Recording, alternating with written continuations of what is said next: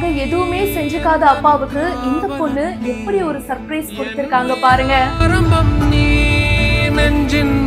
Shopping போலான்னு சொல்லிட்டு கடைக்கு கூட்டிட்டு போயிட்டு அங்க அப்பாவே ஷாக் ஆகுற அளவுக்கு ஒரு விஷயம் நடந்திருக்கு.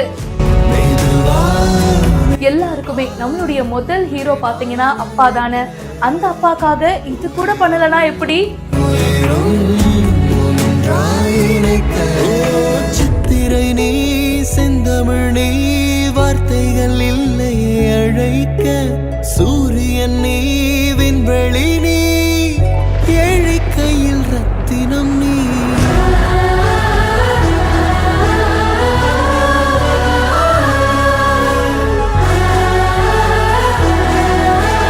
இவங்களோட அப்பாவுக்கு பர்த்டே வந்திருக்கு. வழக்கமா நம்ம அப்பாக்களும் சரி அம்மாக்களும் சரி அவங்களுடைய பிறந்த நாளை கண்டிப்பா செலிப்ரேட் பண்ணவே மாட்டாங்க. பசங்களுக்காக நிறைய விஷயங்கள் பார்த்து பண்ணுவாங்க. இங்கேயும் அப்படிதாங்க. இவங்களுடைய அப்பாவுக்கு பர்த்டே வந்திருக்கு.